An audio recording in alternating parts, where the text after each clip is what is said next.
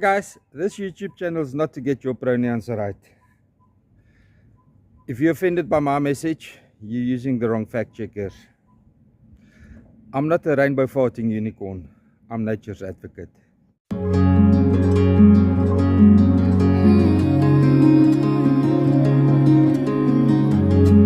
St Lucia in the news with Beatrice Viviers.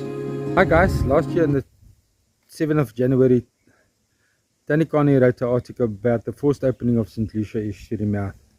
But in the article, it doesn't write about the wall that was built, the sand dune wall that was built in 2017 by the GEF Foundation. He doesn't mention that the Umfolozi River never fed into the St Lucia Estuary. It was just a combined mouth system to keep the St Lucia Estuary mouth open. Here's photos from 1932 to prove it. He also doesn't say that the farmers were fighting for their water rights. He just mentioned that the High Court case was won by the minister against the farmers. He doesn't tell you that the farmers that's affected are black farmers. What a great day to be white. Apparently the Daily Maverick became notorious for fueling racial tension in South Africa. And this is not on, guys. Let us be more acceptable. After one of my entries on Facebook, I met Sibusiso Ntembu, a young aspiring lawyer that got his BCom degree from farming in the Sekulu area, what is known to us as the Sekulu floodplains. But actually they've been farming there for many hundreds of years. If one goes and reads the history books, you'll see that the shipwrecks, the survivors of shipwrecks encountered the Sekulu community long before Van Riebeeck discovered Cape Town. Anyway, Sibusiso made this video with his own finances. He contributed to some of my content. I took the money that Google paid me for those videos and I gave it to him. He took all the money and he made this video all by himself. I didn't lead him. I did some further digging and found that the sustainable fishermen walk 9 kilometers to get to St Lucia and fish for a couple of 100 grams worth of fish and walk 9 kilometers back to Kula village to feed their families. Now these people used to be fed out of the Sekulu River when the estuary was still functioning. Abundant of mullet, prawn that they could harvest at will. But they were confronted by some catch and release fishermen and I stood up for them.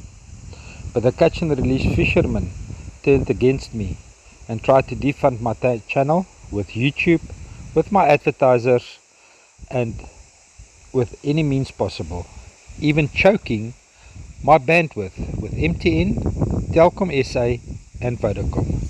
This infringement of freedom of speech had to be born somewhere, and you don't have to look far on Google to find the people that stoke this infringement of freedom of speech. So another catastrophic event happened on the 24th of December. And Carnie only reported on it 3 or 4 days ago. That makes it the 7th of January. Interesting. Anyway, one of the sludge dams at one of the mines close to Ulundi popped. And some of the sludge, or all of the sludge, spilled into the Umfolozi River. But I'm not that much concerned because the bentonite that's been pumped down by the Umfolozi River will do much greater damage than 1 million liters of coal sludge can do. 1 million liters of coal sludge cannot do remotely as much damage as the bentonite.